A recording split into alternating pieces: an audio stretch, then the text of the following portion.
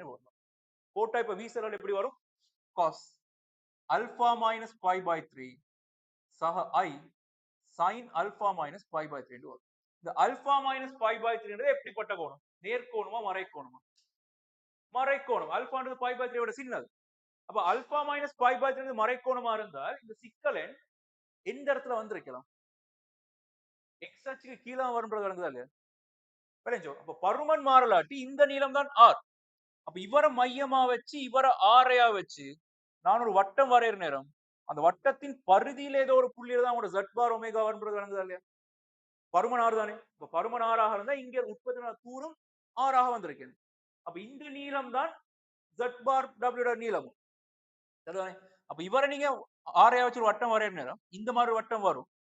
இந்த வட்டத்தின் பரிதியில ஏதோ ஒரு புள்ளியில தான் உங்களுக்கு யார் வரப்போறார்? z பார் w வரப்போகுது. எங்க வரும்னு கேட்டால் இங்க வருமா இங்க வருமான்னு கேட்டால் மறைக்கோணம். ஆகவே கட்டாயம் இந்த மாதிரி இடமாக வந்துருக்கு. இதான கூட z பார் w ஆக இருக்கு. இந்த கோணத்தின் பருமன் எவ்வளவு? பருமன் எவ்வளவு?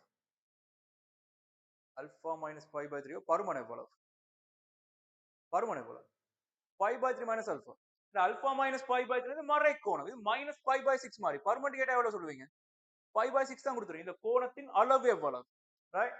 அப்ப இந்த கோணம் pi by 3 minus alpha-வாக இருக்கு. z பார் w எல்லாம் எடுத்துக்கொண்டது.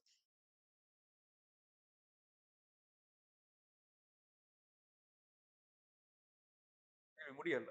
இதுவரைக்கும் மார்க் பண்ணி கொண்டால் அங்கால போய் செய்ய தெரிஞ்சிருக்கேன். செய்வோம்.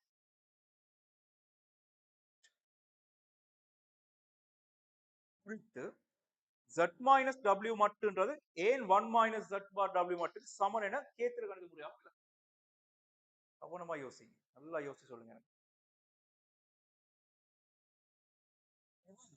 கேத்திர கணித முறையாக அதாவது அல்ஜிபிரிக் முறையில் நிறுவி காட்டணும். என்ன செய்யலாம்?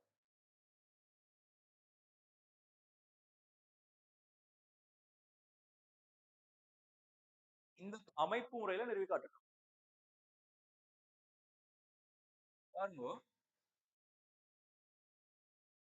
இவரைத்தானே நிறுவ போறோம். அப்ப இவரை நிறுவனமா இருந்தா ஃபர்ஸ்ட் அவங்களுக்கு இவரு தேவை இவரு தேவை. ரைட்? இவங்க ரெண்டு பேரும் எங்க இருப்பாங்கறத கண்டுபிடிக்க வரும். z மைனஸ் w மட்டுன்றது யார்? z மைனஸ் w மட்டுன்றது யாராக இருப்பார்?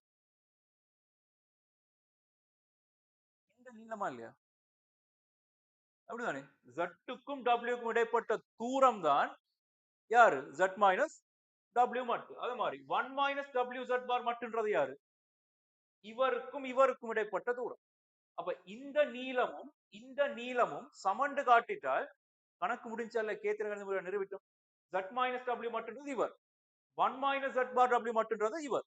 ரெண்டு சிக்கலங்களுக்கு இடைப்பட்ட தூரம் சொல்லப்படுறது அவரோட வித்தியாசத்தின் மட்டு பெருமானம். ரைட்? இவர் z1 இவர் z2 இருந்தால் ரெண்டையும் கழிச்சு மட்டும் எடுத்து விட்டா இந்த நீளம் வரும். இந்த நீளம் 1 minus z bar into w மட்டாக இருக்கு.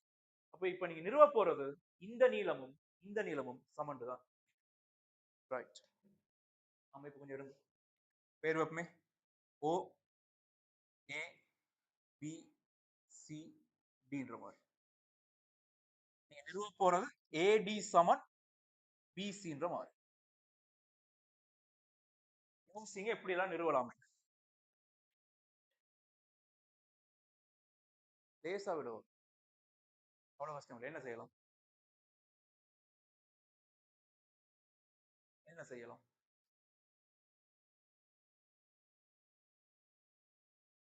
எதை நிறுவ போறோம்ன்றது விளங்கிச்சா இல்லையா? எடுக்க வேண்டிய முடிவு என்னன்றது விளங்கிச்சா இல்லையா? எப்படி? செங்கோணம் சொல்லல, அல்பா வந்திருக்கு. செங்கோணம் சொல்றதா உறுதியா சொல்லுங்க. ஏன் செங்கோணம்? நீங்க காட்ட போறது இந்த நீளமும் இந்த நீளம் சமண்டுதான். ரைட்? அமைப்பு ரீதியா காட்ட போறோம். எப்படி கொண்டு வரலாம்? ஏடியும் பிசியும் சமண்டு காட்டணும் கணக்கு முடிச்சு.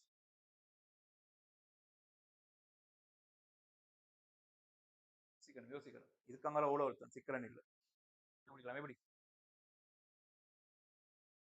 செங்கோணம் முக்கோணி வந்தா அப்படி வருமானா? இந்த முக்கோணி OAD-யையும் முக்கோணி OBC-யும் பாருங்க. முக்கோணி OAD-யையும் OBC பாருங்க கவனமா.